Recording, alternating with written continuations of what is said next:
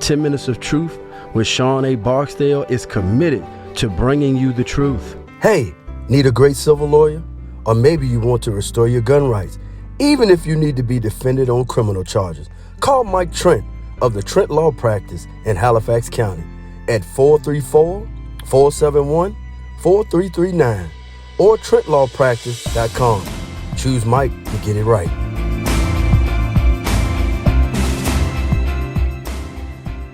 How you doing? Good. Oh, beautiful, beautiful. We just had an exciting episode, of course, on your podcast, and thank you for being here. Thank you, phenomenal young lady. Let's jump right into this. You suffer from PTSD, anxiety, depression, resulting from sexual assault, near fatal car accident, military-related incidents, and you're a retired disabled veteran. A person would think that you've had just a disastrous, horrible life, but that is not the case, which we will come to know. Because your life is rich and it's full of so many stories. I want to start with something that looked like that it was a turning point. It was very traumatic for you, and that was the car accident. Let's start there, and then we'll kind of go back. Tell us about the day leading up to the car accident. I was taking my daughter to college. We had already moved to Virginia, so we had to fly into Louisiana, drove into Texas to pick up her stuff, and it was just a normal day. We were just talking about, her big adventure, and out of nowhere, the car. I wasn't distracted by the radio or anything else. It was just. The other driver was on medication and probably shouldn't have been driving. No, he was not supposed to be driving. And it just, we flipped over 5 times, and it was just an unreal experience, something where I started to really lean into God and said, please don't let me die. Oh, wow. And that's a huge thing for me, because although I was raised Catholic and I believe there was times in my life where I wanted the pain to end, but at this time, I didn't want it to end. I wanted to survive this. I wanted to live, right? Yeah, I wanted to live. And that was just, it was a wake-up call for me. That God was sending me signs all over and over and over, but this was the big one where it was like, all right, listen, you survived this. I'm sorry? Did you break anything? Was anything? I did. My whole left side of my body, I had a hip replacement. Oh, wow. My arm, my leg, and my ankle. Mm-hmm. So everything, I was in the hospital for 5 weeks, had 6 surgeries. So, and I have scars as a reminder every day. Yeah, definitely. We'll definitely come back and see how that played a very pivotal role in your growth and where you are now. Let's go back kind of to the earlier years. So for a lot of people that may not know how me and Annette was, we were both in, if y'all remember, Lisa Kiss Brown, that was on our podcast as well. She put us in her book, right? Disrupting Your Now. So this is how we came to be about as well. Phenomenal young lady, as y'all will see.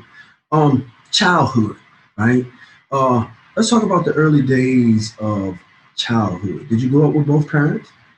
I did, yes and no. My parents divorced at 6 when I was 6 years old. Okay.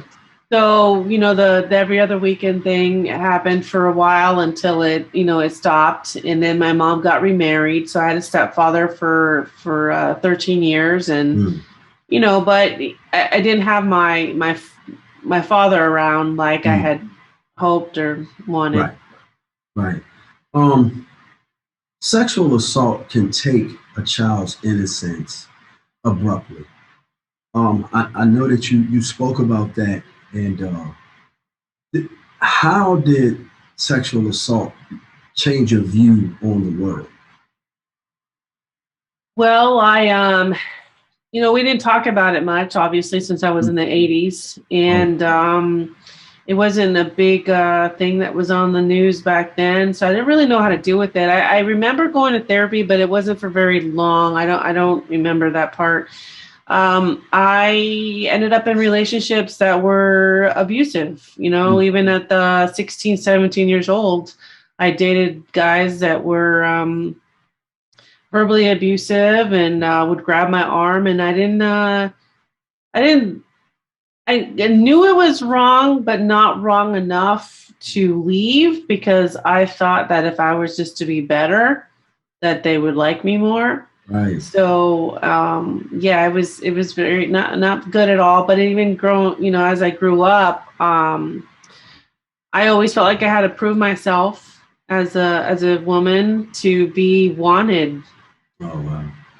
and yeah, it was difficult. Something that you just said, wanted to like be accepted more. Did you ever feel like it was your fault that these things were happening or occurring in your life?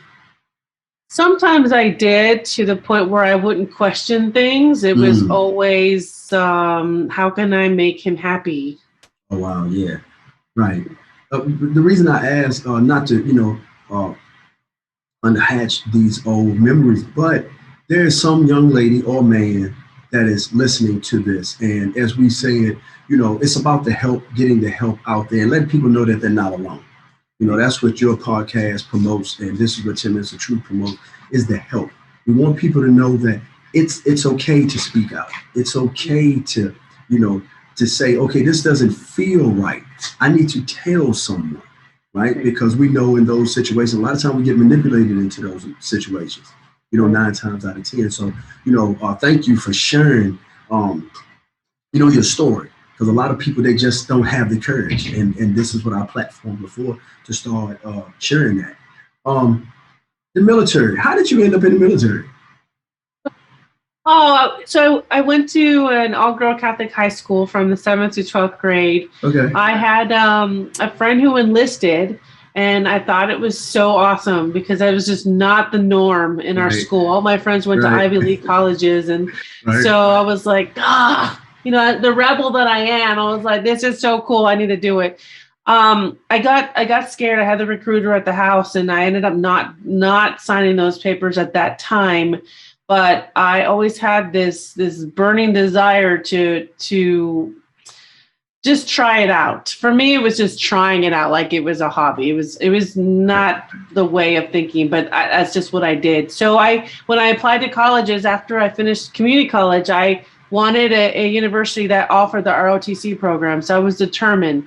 And so I did the ROTC program, and I was like, I'll just try it out for 3 years. No big deal. I ended up staying in for over 17. Oh, wow. I don't know. My father, it was funny because at that time, he didn't believe that women should be in the military. So, of course, I was like, I'm going to do it anyway. I'm going to do it, right. I'm going to do it Because anyway. he told me not to. I'm going to do it. Nobody wanted me to do it. Right. But, Right. I didn't grow up with men. I had family in the military, but I didn't know about it till later in my life. And so I don't know. I just felt like there was something in me to do it. I was the only one out of all of us cousins no, I'm sorry. I wasn't the only one. I had another one too. Anyway, I was just fascinated with the Army. I didn't really know about all the other branches. For some reason, Army was the one, and that's what I stuck to. Okay. So, earlier on, I know it's things that break us down mentally. Did the service, did it help build your mental as well as your physical up? Yes and no. Okay. It's I think with both men and women, we're raised in the military to be tough. Mhm. So in my mind, I changed who I was. I used to be the quiet girl who didn't really speak a lot, and I ended up really turning into a mean person who tried to survive. You know, I did love the Army. I love my soldiers, Right. but it changed me. So physically, I mean, yeah, it kicked my butt because I did, Right. you know, it's like Right. all of a sudden I developed exercise induced asthma because I Right. couldn't Right. breathe when I was running. Right. Right. And so there's all these things that, you know, it was good. I think it was good for me. I don't know if I'd ever change. Okay. For women, a lot of, like, you know, now a lot of women in the military, you know, kind of a different time, as you were saying back then. What were some of the trials or tribulations that you suffered in the military? I knew there was points in time where I knew something wasn't right, but I was afraid to say anything because, you know, I worked really hard at getting my top secret clearance and I was not going to let anything get in the way of it. So trying to get help was a challenge for me. I found myself, you know, lying and saying I was going to a medical appointment. I mean, it kind of was, but really I was going to Military One Source because I didn't know how I was going to make it. I had toxic leadership during some points of my career. And it was breaking me. And I did not perform as a leader the way I should have. It broke me. Mentally, and as we, you know, travel on mentally, we'll get into, you know, those types of traumas because we don't even, you know, in my community, those words didn't come up. Trauma didn't come up. Depression didn't come up. Therapy, all of these things, they didn't come up. We just suppress, X, Y, Z. And you saying that, you would think that, okay, this is a structured environment. This is something that I wouldn't have to suffer this at. You know, so mentally, you know, that's very challenging, right? And you also a military wife as well. Yes. We were dual military for over 17 years and my husband's still in. He's at year 28. Wow. Yeah. Really? Yeah. Wow.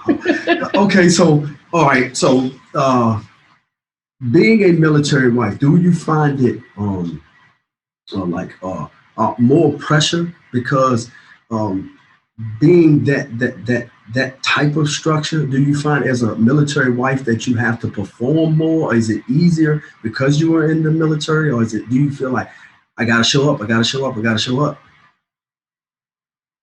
Yeah, that's hard because of the way that I am and because of the work that I do. I often just go on social media and I'll tell it all, right? Well, then I was reminded that I had to scale back a little bit because because of my husband's rank and his leadership role. There are people that have found me on social media and so they know who I am. And so now I have to kind of be careful of the things that I say. So it's very difficult and it's challenging because I'm so passionate about my work, but there's certain things that I have to respect the privacy of my family. So there are certain things I don't talk about. But yeah, and it's hard because of his role. Right. We're like, oh, I don't know if I could talk to her, and it's hard for me because for me, I'm just me. Yep. Like I just want to save the world. I'm still Annette. I want to get the message out. Stop looking. I don't wear his rank. That's right. Yes, I'm a veteran and I did my thing, but I'm still a mom trying to just survive. So it's hard. Right? It's hard, man. And it sucks because I just love people, but people are steered away. Even when I was active duty, people were steered away once they found out my rank. I was like, but I'm still a person. Right. So it's challenging, but I'm still going. That's right. You got to put the work in. You're doing a phenomenal job at that. Which brings us to tell us about the birth of a wild ride called life. You want to know about what wild ride called life? Yeah. Yeah. Where did you birth that from? Because I think it was a blog. Didn't you do a blog first? It was. So I was writing in secret. I had a Really? I had a WordPress account, and I was like, no one can know. And so one day, I'm telling you, we were talking about our what we believe in earlier.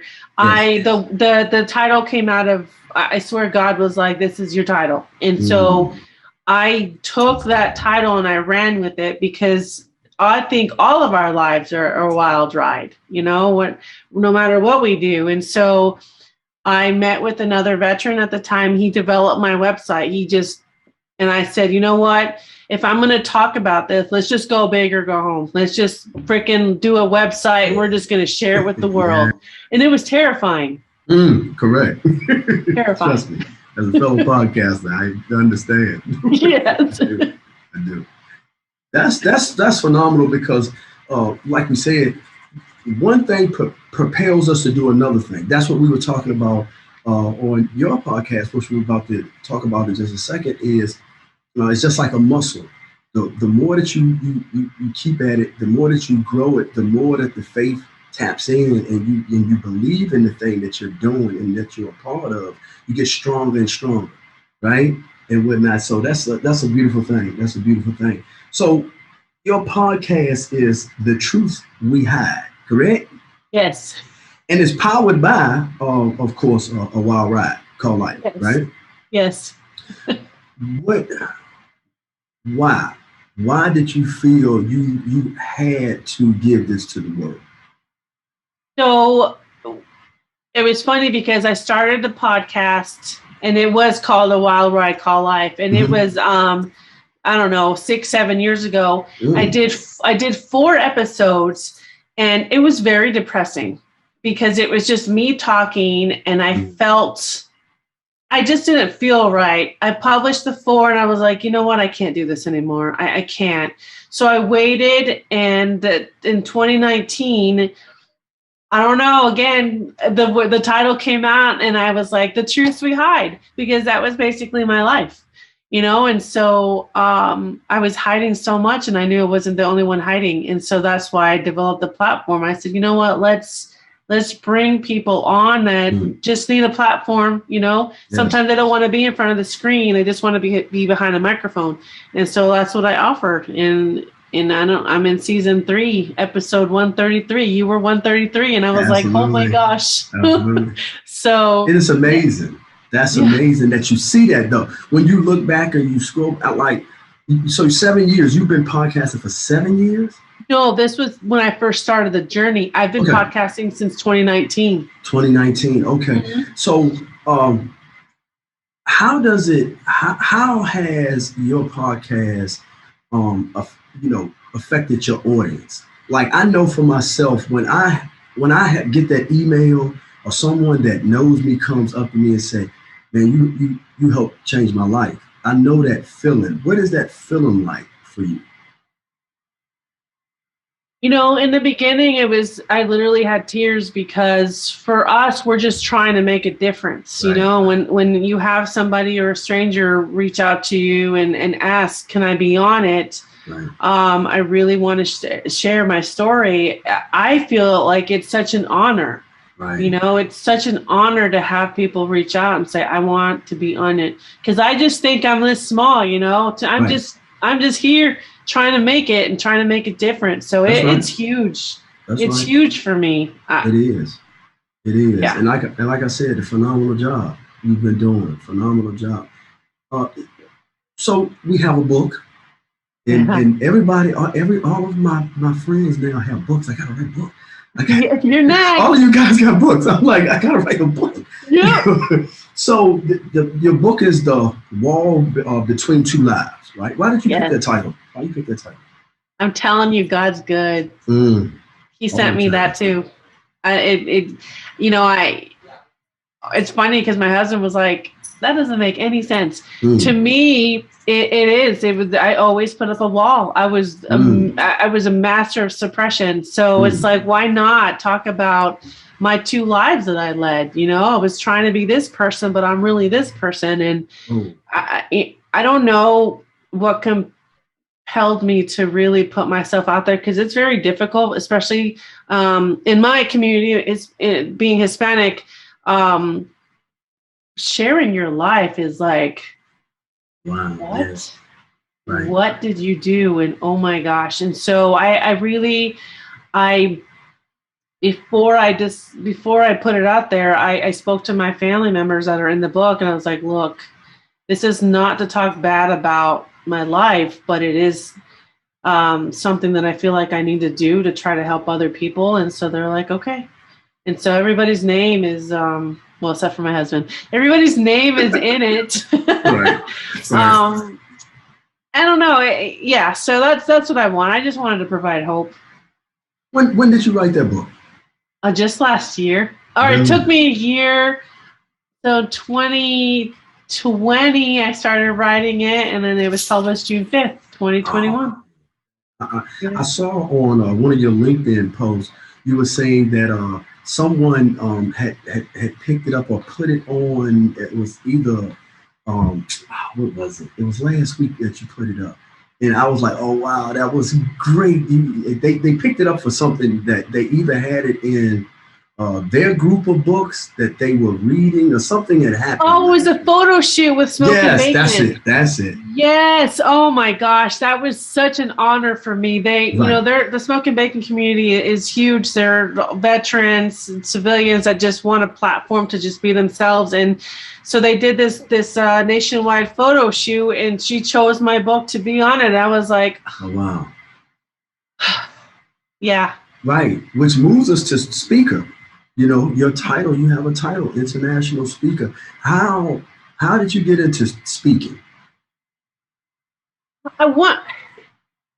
Whenever I saw a post about people looking for speakers, I said, you know what, I want to try. I want to try to be on a different platform to reach more people. And so I'm on a lot of virtual events. And then I was recommended to a beautiful person out of Singapore. And we did a virtual series, and now we're working on a book, and we're doing a workbook. And so, you know, being able to be on podcasts that are international and then being seen in Singapore, that it's huge for me, because we forget that not only does the United States have a difficult time speaking about mental health, but Mexico, I know for sure, and then Singapore, they do not talk about mental health. It is seen as something you keep quiet. And so for me, you know, when she reached out to me, that's huge for me, because we need to reach more countries to help them. They're not, you know, they don't get these platforms. Correct. And so, yeah, it's just important to me to reach international waters to spread this message. Correct. Thank you for sharing that, because that is one of the reasons that I am documenting my journey on mental health, therapy, well-being. You know, we spoke on your podcast about therapy, and, you know, getting that out. A lot of times in our community, in my community, like we said earlier, it's not something spoke about. You know, you suppress, like you said, you know, I'll tell you later, I'll tell you when you're older, X, Y, and Z. You also spoke about getting the right therapist. What was that journey? Has that journey been like for you with getting the right therapist? God, that was a difficult one, because like I said before, I was very closed-minded. I don't think I was ready. I knew I needed it, but I wasn't ready, because I was shutting down. I wouldn't really tell the therapist everything. I was holding back. And so I went through a few of them, and then I have to just shout out the Stephen A. Cohen Foundation. I found them when I was in DC, when I was in Virginia last year. And so they offer free therapy to military families. And so that's when I knew. So just 2 years ago, you know, they really saved me. As a matter of fact, my daughter uses them too. Oh, wow. That's great. Yes. That's amazing. That's amazing. Yeah. I think And just one more thing. We get afraid. We're so used to finding. Well, let me take this back. It's often difficult because insurance companies don't take a lot of therapists. We need to reach out to nonprofits. There's so many nonprofits now that offer therapy. It's unbelievable. And so we need to